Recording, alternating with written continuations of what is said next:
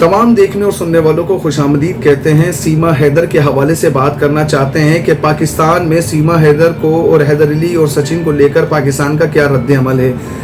Pakistani media तक इस बारे में बात करना नहीं चाहता, वो बात भी नहीं करता। अगर इसी तरह हम बात करें कि पाकिस्तान में रहने वाले लोगों की, तो लोगों के दरमियान भी इस चीज़ की कोई डिस्कशन नहीं है। लेकिन इसके बरक्स अगर हम ये देखें कि इंडिया के अंदर उस लोगों की क्या डिस्कशन है, तो मैं समझता हूँ कि इस वक्त पर 70 to 80% इंडिया की तमाम जो चैनल्स हैं और इंडिया की जो आवाम है वो इससे कनेक्ट हो चुकी है, इस चीज़ को डिस्कस कर रही है।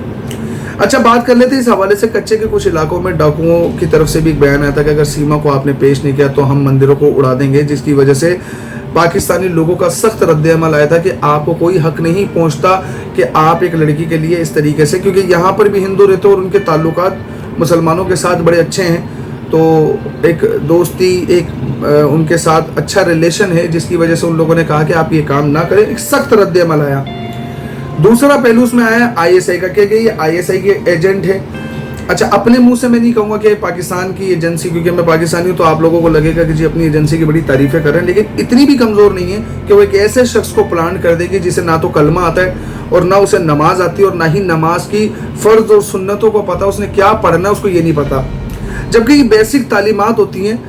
मेरा पर्सनली तौर पर अगर आप देखेंगे, लास्ट हरीम शाह ने भी इस पर बयान दिया, पर मैं उसको पसंद नहीं करता, लेकिन उसने जितनी बातें की हैं वो बिल्कुल ठीक की हैं, यकीन मानिए। मतलब अगर मैं ये अपनी लाइफ में कैलकुलेशन करूं कि मुझे हरीम शाह की शायद कोई पहली वीडियो पसंद आई तो वो सिर्फ यही वीडियो थी जिसमें उसने जो सीमा हैदर के हवाले से बात की। एक शख्स जो पैदाइशी तौर पे मुसलमान होता है, उसे ये चीज़ें, मतलब कलमा तो उसका बेसिक है ना, उसकी बुनियाद है, उसे वही नहीं आता। फिर नमाज, अगर यहाँ पर किसी एक अनपढ़ इंसान से भी पूछा जाएगा ना, जिसकी कोई तालीमात नहीं है कि बताओ कलमा क्या है, नमाज कितनी है, चले नमाज की हो सकता है मैं फिर कह देता हूँ फ़र्ज और सुन्नत के बारे में वो ना बता पाए, लेकिन वो 5 वक्त की नमाजों के औकात सही बता देगा कि फजर है, जोहर है, असर है, मगरिब है, इशा है। हो सकता है वो तहज्जुद भी बता दे कि फ़र्ज नमाजें 5 और तहज्जुद भी हमारी एक नमाज है, इश्तराक भी हमारी नमाज है, ये नमाजें हम पढ़ते हैं। लेकिन इस लड़की ने सब कुछ नहीं बताया और ये जो भी बता रही है वो एक अजीब सा प्लांटेड लग रहा है कि मैं यहाँ से नेपाल गई, नेपाल के ज़रिए मैं इंडिया पहुँच गई, अजीब। फिर कहती कि जी मैंने 14 लाख रुपए का मकान बेचा। आप यकीन मानिए कि ये जिस इलाके की बात कर रही है, कराची की अगर किसी दूर दराज इलाके में भी चले जाए ना, जहाँ आबादी कच्ची आबादी कहलाती है, वहाँ पर 14 लाख का हो सकता है प्लॉट मिल जाए, मकान किसी सूरत नहीं हो सकता। कच्ची आबादी में भी कह रहा नहीं मिलेगा।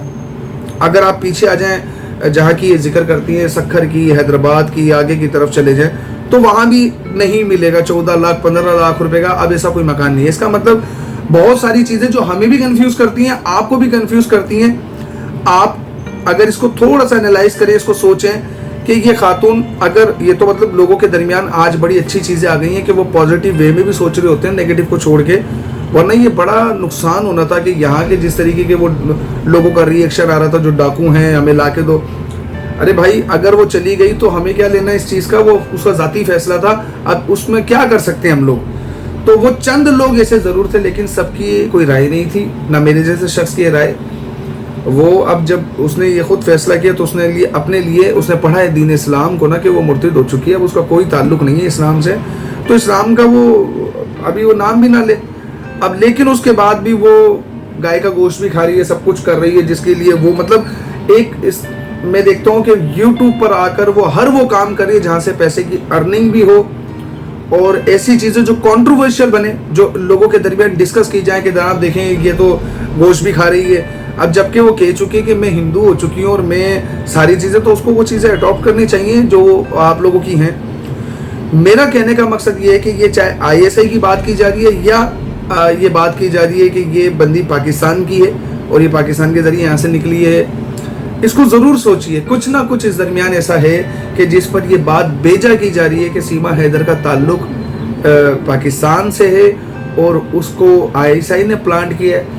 मेरे नज़दीक ये सब बेवकूफ़ाना बातें, ऐसा कुछ नहीं है। अगर आप आईएसआई को छोड़ें, आप अपनी एजेंसी को देख लें, आप अगर यहाँ पर भी कोई ऐसा शख्स प्लांट करते हैं पाकिस्तान में, तो उसे मतलब नमाज और ये सब चीज़ें आप ही बताकर भेजेंगे कि जी जनाब आपसे अगर पूछ लें तो आप बता तो सको। ये कैसे मुमकिन है कि एजेंसी और जो नंबर 1 एजेंसी हो वो ऐसे शख्स को प्लान करी जिसे कुछ आता ही ना हो। आपने सोचना इस चीज़ के बारे में। खैर, तो दोस्तों अपनी राय कमेंट सेक्शन में ज़रूर दीजिएगा। मिलते हैं अगली वीडियो में, तब तक के लिए अपना बहुत सारा ख्याल रखिएगा।